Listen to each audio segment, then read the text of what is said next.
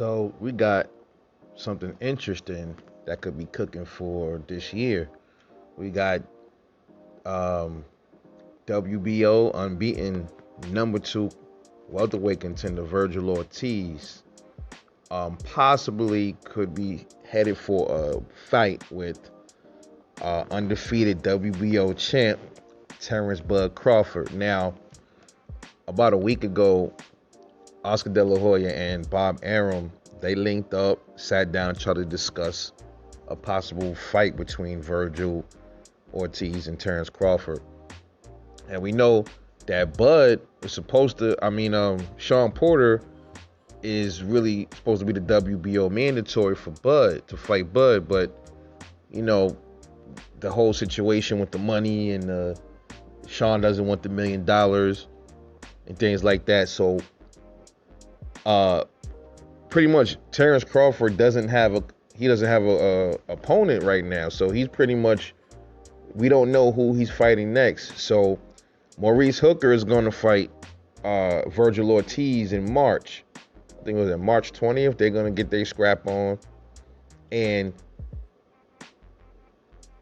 we're going to wait on to see who wins that fight. And more than likely, you know, most of us think it's going to be Vergil Ortiz. I believe it's going to be Vergil Ortiz. I believe he's probably a little bit too much for Maurice Hooker as far as power, and we will have to see. I think it's going to be a nice little scrap unless Maurice Hooker gets careless and tries to trade shots with Vergil Ortiz, which I don't think is a good idea. If he's smart, he could probably outbox him to a win. Who knows?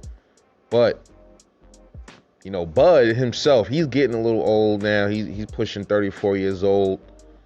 He doesn't, you know, he's still a great, excellent fighter. He doesn't move around and evade punches as well as he used to. If you watch a lot of his earlier fights from even within like a year and 2 years, you see the decline, but it's minuscule. But you see Bud getting hit a little too much, man. And the problem is with Vergil Ortiz and Bud, you know, you got Bud. He's a dog. He don't like getting hit. Bud don't like getting hit. When he gets hit, he gets more angry, and he wants to come at you and turn it into a war. And Vergil Ortiz is he's a volume puncher. The problem with him is, you know, he doesn't have the greatest footwork, you know, and the greatest movement, not fluent movement and stuff like that. So you're gonna end up seeing them two getting into a big war. That's what's gonna end up happening. And the thing that I'm concerned about is Bud getting hit with something, and you know, possibly getting knocked out. That's possible if they sit there and trade. If they trade. But Bud got much better foot movement. If he's smart, he'll move around much. Bud has some good power too. Now for Vergil Ortiz, we haven't seen him hit with nobody with no power, and Bud has power. So we got to see, you know, this is going to be a different ball game for Vergil Ortiz. He's stepping up to elite level fighters now if they do fight. So I think Vergil Ortiz is going to have his hands full with Bud, man. I think Terence Crawford is going to give him a run for his money. I know he's Vergil is a young dog, but you know, sometimes a lot of these older cats still got some fight left in them. So I think Vergil Ortiz is going to find that out real quick. At the same time, Terence Crawford is facing somebody with some good power. And like I said, if he doesn't let that dog in him get the best of him, I think he easily beats Vergil Ortiz, man. I think he beats him. He possibly could stop him. Because, you know, like I said, I seen Vergil Ortiz get a little too careless and a little bit over enthusiastic in some of his fights. And if he do that with somebody like Bud, it can cost him. So I don't know who to pick yet. It's some things that I still want to see with Vergil Ortiz. I want to see how he do against Maurice Hooker. And once I see how he does against Maurice Hooker, then it'll give me a better indicator on what I think he'll do against Terence Crawford. But right now I'm leaning towards Terence Crawford to win that fight. But that should be interesting to see how this unfolds. being that, you know, more than likely Bud probably won't sign with Top Rank again. Hopefully he doesn't. I think his contract is up in October.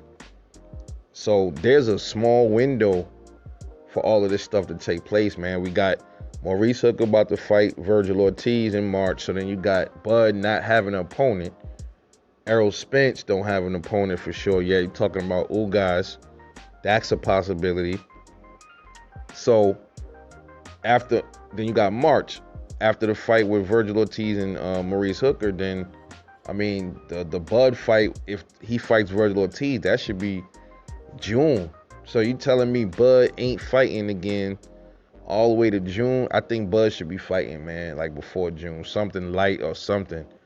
You know, this is what I'm saying, man. And then, like, you know, Bud, once he fights Vergil Ortiz and if he wins, I think the next fight should be fucking Errol Spence, man. But like I said, I think the Spence fight, if it takes place, will probably happen probably December or January of this year, or I say more realistically, January, February of 2022. I've been saying that, and that's what I'm going to stick with until I'm proven wrong. But let me know what you think. What do you think the fight with Vergil Ortiz and Terence Crawford would look like? Do you believe Vergil beats Bud, or do you believe Terence Crawford smokes Vergil Ortiz at this current stage in his career?